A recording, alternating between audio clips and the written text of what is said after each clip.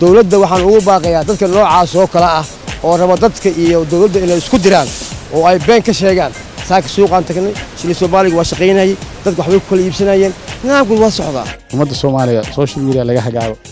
madaxdooda iyo ma wada dhageystaan social media laga hagaabo saaka waa laga qaaday magaalada Garowe ana isticmaalayo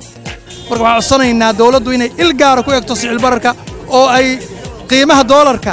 jaangoyso iminka hadda meeshan aan ku sugnahay waa NGD dad badan ayaa run ahaantii soo codsiinaya oo sarfiliyaasha kamid ah waa la qaadanayaa lacagaha social media-na waxaan oran lahaa inta badan ay warar ka dhibay leeyihiin dawladda ha dhacday iyo dawladda ha la mucaarado iyo dawladda ha la yeelay waxaan oran lahaa dantiina ma ahan dawladdu iyada dadka mas'uulka ah iyadaana wax xaqi ka dhah waxa laga yaabaa in qolyo kale ku dhex jiraan maaragtay barnaamijkan oo u ololeynayaan maaragtay in maaragtay si kala dadka loo bedbedelo hadda loo bedelo dad ba ka dhex shaqaysanaya dawladdu warba soo saartay warkii waa dhowr iyo 10 jiho maaragtay loo fasir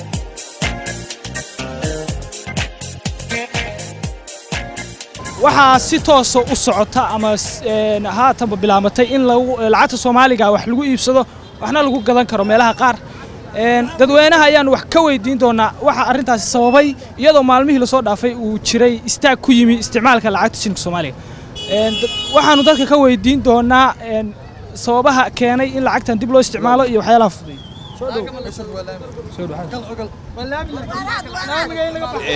waxa weeye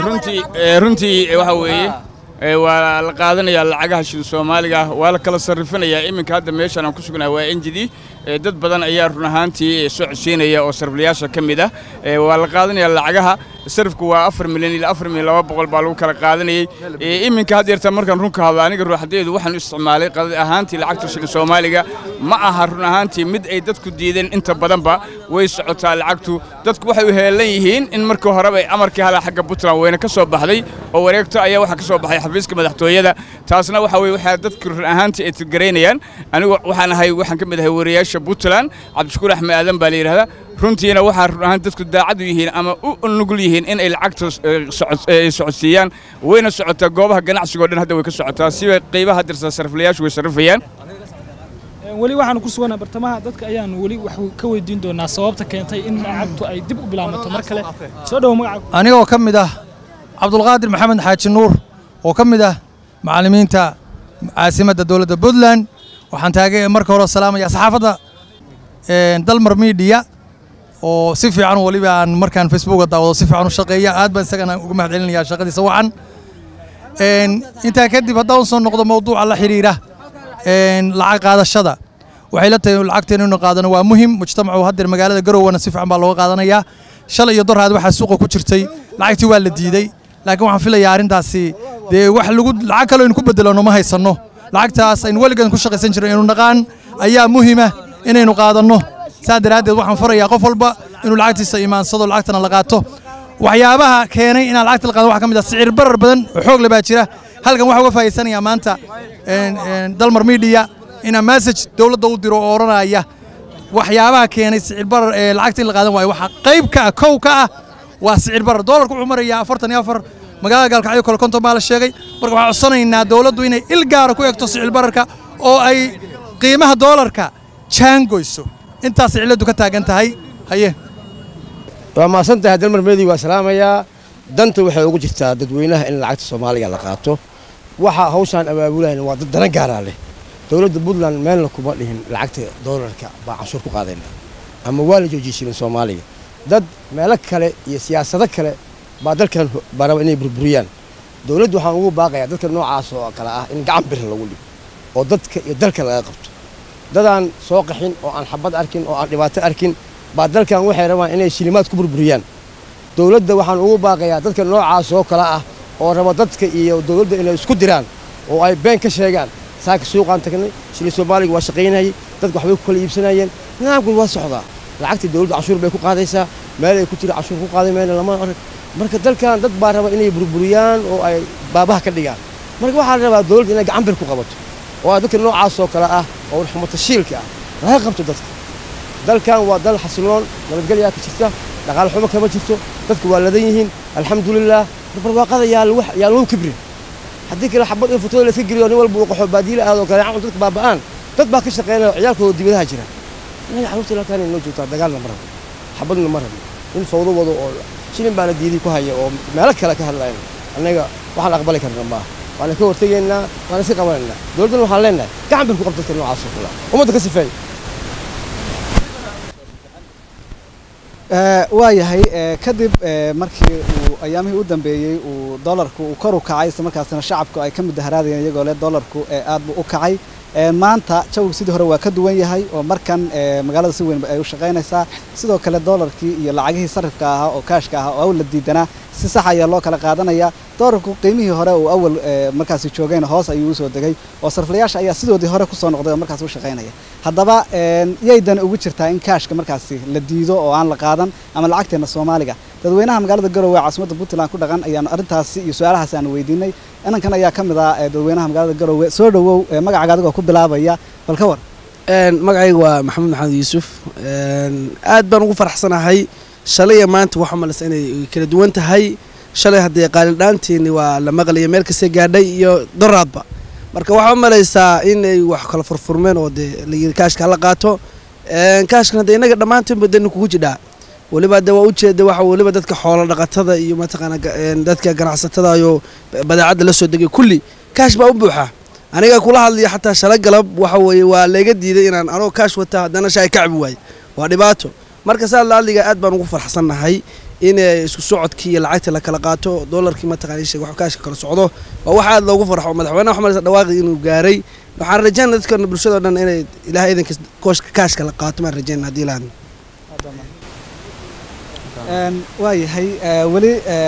daawadayaal saa u jeedaan magaalada Garowe caasimadda Puntland ayaanu ku sugannahay isla markaasna waxaanu dadweynahan la dhex maraynaa mikrofoonka warbaahinta Dalmar Media oo markaasi aanu wax ka weydiin doono yaydan ugu jirtaa ama su'aashaasi ku saabsan in Soomaaliga la diido iyo in la qaato dhalinyarada ayaan wali su'aalahaas weydiinayaa inanka dhalinyarada ayaa ka mid ah soo dhawow magacaaga ku bilow bal yaydan ugu jirtaa in doolarka ama Soomaaliga la diido ama saan la qaato بسم الله الرحمن الرحيم magacay waa Cabdi Qudani hada ka aragti dhiibto aragti ku saabsan su'aashaada ah yaa dani ugu jirtaa qaadashada lacagta horta dadkii lacagtu dani ugu jiraa oo dadkuna marka leeyahay waa dawladda iyo maaragtay iyo dadka shacabka marka qaadashada lacagta dadkii danta ugu jirtaa waxa mas'uulka lacagtana waa dawladda weeye shacabku lacagta mas'uulka ma aha marka saaka waxay ka duwan tahay suuqii hore oo si shala subax oo kala way ka duwan tahay saaka joog caado ku soo noqotay sariflayaashu suuqa ay joogaanin qaadashada lacagtana waa u jeedaa in la qaadanaya maaragtay inkastoo aysan 100% ahayn laakiin lacagta saaka waa la qaadanaya laakiin waxa la rabaa dawladdu inay iclaam samayso ay tiraahdo message hore aan dhiibnay wuxuu ahaa in dekada boosaaso lagu cashuuro lacagta kaliya ma ahan lacagta shilin Soomaaliga in laga guuro iclaamka dawladda laga rabaa sidoo kale dawladda inay iclaamso qofka diida lacagta Soomaaliga inuu galo dambi ka mid dambiyada qaranka laga galo kale oo inay tahay lacagta dawladda waa dambi qaran way because of annagu doorar min Soomaaliya baan lacagta Soomaaliya qaadashada marka dalka iyo dadka waxay ugu jiraan dambi ugu jiraan waan la qaadan doonaa lacagta insha Allah hadii awal dadku xogaa si understand dhacana dawladda laga rabaa inay samayso maaragtay waxa la dhaho iclaam kale inay samayso dadkeeda la hadasho tiraad saas oo lacagtana daadto waa la soo qaadanaya lacag laana lama noolaan karayo jaagoynta lacagta iyo siyaasaduna dawladdu talaayada looga dameynaya hadalkii dawladdu tiin wax raasiis loo qaato dadka la jaawareerino waxa laga yaabaa in qoliyo kale ku dhex jiraan maaragtay barnaamijkan oo u ololeynayaan maaragtay in maaragtay si kala dadka loo badbedelo habda loo bedelo dad ba ka dhex shaqeysanaya dawladdu warbay soo saartay warkii waa dhowr iyo 10 jiho maaragtay loo fasiray markaan waxa taageersanaa lacagta waddanka inay socoto waxna lagu gato waxna lagu iibsado dawladuna hadii iclaamkeeda xogaa marka hore ahaa inay iclaamkeeda dib u saxdo dib u reform garayso taasaan u aaminsana waxa magaalada ku jirtay in aan lacagta shilinka Soomaaliga aan la qaadanayn oo la diidayo oo ganacsatada iyo dadka wax laga gadanaya markaas diidaya marka qofku la tago bal adigu ka waran hadii aad suuqa maanta aad soo gashay oo saaka aad ku soo jirmaaday lacagta Soomaaliga ma laga qaadan waa laga qaadanaa saaka lacagta Soomaaliga waxa waa social media iyo wax laga hago umada Soomaaliya social media laga hagaabo madaxdooda iyo ma wada dhageystaan social media laga hagaa saaka waa laga qaadan magaalada Garowe ana isticmaalayo suuqa ana dhexmaray maqaayaashan la tagay meel badan baa la tagay waayahay dadku markaas wali badankoodu waxay aaminsan yihiin in lacagta sidii loo diidayo oo lacagta Soomaaliga aan la qaadanayn maxaa dadkaas ugu baaqay warqaata dawladdiina aamina social media iyo waxaan ka dhaxbaxa madaxnimo ah social media Europe iyo America dad fadhiyo oo iyagana ceerta qaataan oo iska hadlaya dhageysana ya social media dhageysana lacagta waa soconaysay ilaa shalaana isticmaalay meel laga diiday ma arkin ba waayahay bal ku soo dhawow warbaahinta Dalmar Media adigoo magacaaga ku bilaabaya magaalada waxaa ku jirta in lacagta shilinka Soomaaliga la diidayo oo aan la qaadanayn bal ka waran arrinkaas adigu sida u aragtay bismillaahir rahmaanir rahiim horta magacaygu waxa la yiraahdaa Bashiir Maxamuud Xaashi waxaan ka mid ahay dadweynaha ku nool magaalada Garowe haddii su'aashaadii aan dib ugu soo laabto xagga shilinka lacagta Soomaaliya la qaadanayo horta wax kasta waxay u baahan yihiin asaas iyo saldhiggu waxa weeye qof kasta wadani ah inuu og yahay lacagta wadankiisa lagu isticmaalayo sababtoo ah shaatigaas markii anigu qofku uu tolanayo wuxuu ku tashaa aqoon iyo wuxuu ku tolanayaa maxaa la oran jiray dooqa koowaad horta dadku waa inay ogaadaan mujtamacu in uu yahay lacagta Soomaaliga ah magaca Soomaaliya sababtoo ah wadan kasta waxa hormariya bulshadiisa social media waxa maalmaha inta badan socda oo bulshadu ogtahay anagu ognahay oo meel kasta caalamka hadda ay ka jiro in dawladii in yar oo koobani ay tiri waxaan ka qaadaynaa dollar dadkiina ay u arkeen in lacagtii Soomaaliya laga tagay sida daraadeed bulshada waxaan ugu baaqayaa dawladdu ayadaa umara ah ayadaa dadka amarta bas muhiimadu waxa weeye anu inaan shilinka lacagtaas socodsiino dawladana waxay xaq u leedahay bulshada macnaha loo dhiibay mas'uuliyadeeda inay qaadaan in ay hoos u eegto lacagta shilinka Soomaaliga sida hadda wadamo waxa jiray hadda wadanka ilaa Yemen banaanu mar joogi jiray waxa jira dibadda kale dadka cayrta qaata lacag ay dadka u soo diraan lacagta la soo diro shirkadda markaas saa uga soo qaadatid magaalada gudaheeda cid waxad kaaga iibsanaysaa ma jiro waxaad tagaysaa meel sarif la lacagtii Soomaaliga baa lagu siinayaa marka dawladda waxaan aad ugu baaqi lahaa meelo kooban sida bangiga Puntland oo kale dadka inay amar ku siiyaan dollarka inta la qaado in la geeyo ka bacdina dadka Soomaaliga inay magaalada saa u galiyaan social media-hana waxaan oran lahaa inta badan ay warar ka dhibay leeyihiin dawladda ha dhacday iyo dawladda ha la mucaaradayo dawladda ha la yeelayo waxa oran lahaa dantiina ma ahan dawladdu ayadaa dadka mas'uulka ah ayadaana wax xaqi ka dhah